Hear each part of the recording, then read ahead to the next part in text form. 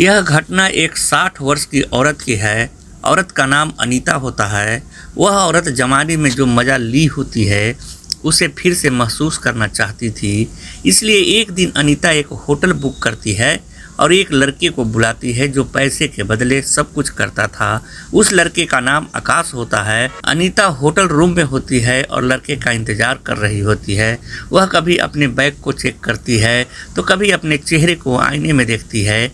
अनीता लड़के के आने से पहले एक दो पैग बनाकर पी लेती है। कुछ समय के बाद आकाश वहां पहुंच जाता है। जैसे ही अनीता दरवाज़ा खोलती है तो उसके सामने एक जवान लड़का खड़ा होता है। अनीता उस लड़के को देखकर मन ही मन मुस्कुराने लगती है। अनीता आकाश को बैठने के लिए कहती है। दोनों सोफे पर बैठकर बात करने लगते हैं। आकाश अनीता से पूछता है, आंटी, आपके पति आपको खुश नहीं कर पाते थे क्या? यह बात सही है। तभी अनीता कहने लगती है, मेरे पति का देहांत 2 साल पहले हो चुका है। मुझे जिस तरीके से खुश करता था उसमें मुझे एक भी मज़ा नहीं आता था। मेरे पति जब भी घर आते थे जल्दी ही सो जाते थे। कभी मन होता तो खुश करते थे।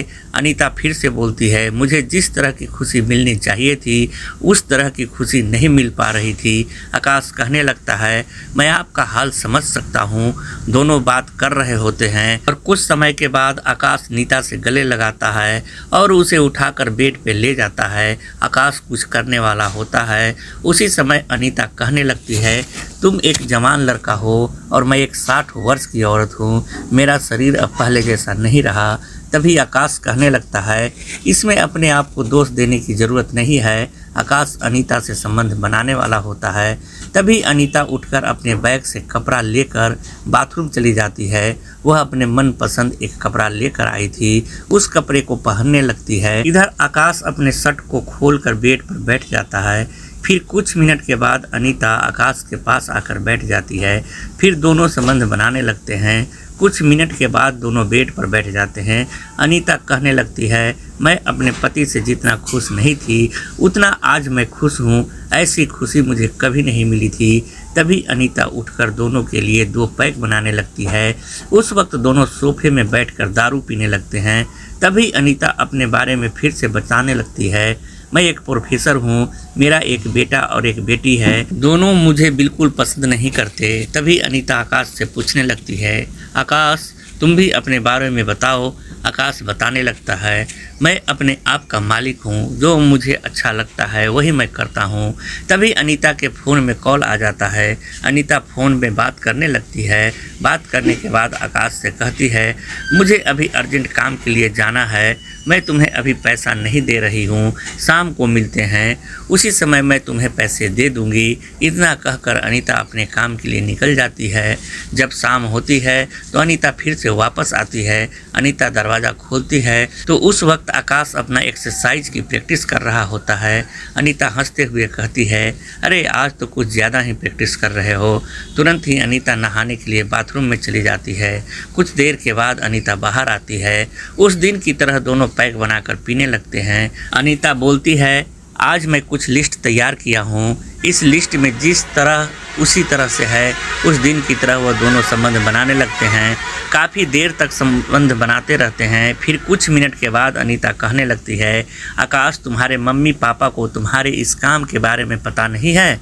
तभी आकाश कहता है, इस बारे में मेरे से मत पूछो। लेकिन अनीता फिर से पूछने लगती है, मगर उस वक्त आकाश को गुस्सा हो जाता है और अनीता से गुस्से में बात करने लगता है, मैं अपने बारे में क्यों बताऊँ? वैसे भी मुझे तुम जैसी औरत में दिलचस्पी नहीं थी। बस तुमसे पैसा कमाना था, इसलिए मैंने यह सब किया। आकाश गुस्सा होकर वहां से चला जाता है। मगर कुछ मिनट के बाद फिर से वापस आता है और अपने मोबाइल को ढूंढने लगता है। तभी अनीता फिर से कहती है, देखो आकाश, हो सकता है मेरी बात से तुम नाराज़ हो, मगर मैंने जो पूछा वह गलत नहीं था। तभी आकाश रोते हुए कहने लगता है, जब मैं 16 वर्ष का था तब से मेरे मम्मी पापा मुझे छोड़कर चले गए। मेरे मम्मी पापा को लगता था कि मैं दोनों के लिए एक बड़ा बोझ हूँ। मैं मजबूर करके पैसा कमाने लगा। फिर जैसे ही मैंने जवान हुआ मैंने इस तरीके को अपनाया जिससे मुझे बहुत सारे पैसे मिलने लगे। अनीता कहने लगती है, तुम्हारे बारे में जानकर मुझे बहुत दुख हुआ। मन को शांत करने के लिए अनीता फिर से पैक बनाने लगती है। दोनों पीते हुए बातें करने लगते हैं। अनीता कहती है, अच्छा तुम अभी तक कितने लोगों को खुश किए हो? आकाश कहने लगता है, एक आपके जैसी ही औरत थी मगर उम्र में बहुत ज़्यादा बड़ी थी, उसे भी खुशी नहीं मिल पा रही थी। एक दिन मैं वहाँ जाकर उसे खुशी देता हूँ, यह बताया। तभी अनीता हंसने लगती है और कहती है, तब तो तुम बड़े जीनियस निकले। दोनों हंसने लगते हैं। कुछ देर के बाद आकाश कहता है, तुम्हारे दोनों बेटे बेटी को इस बारे में पता नहीं है? अनीता कहती है, दोनों अभी बड़े हो चुके हैं और समझदार भी। पता चल जाए तो दोनों को कोई फ़र्क नहीं पड़ने वाला क्योंकि दोनों मेरे से नफरत करते हैं। मगर अनीता आकाश को झूठ बोल रही होती है।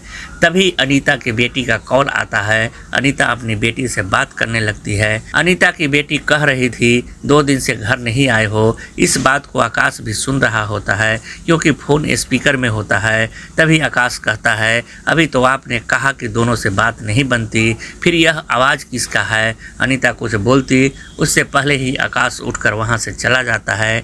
कुछ दिन के बाद अनीता आकाश के पास कॉल करती है और झूठ के बारे में सब कुछ बता देती है। एक दिन अनीता फिर से आकाश को बुलाती है। आकाश वहां पहुंचता है और दोनों खूब पीने लगते हैं।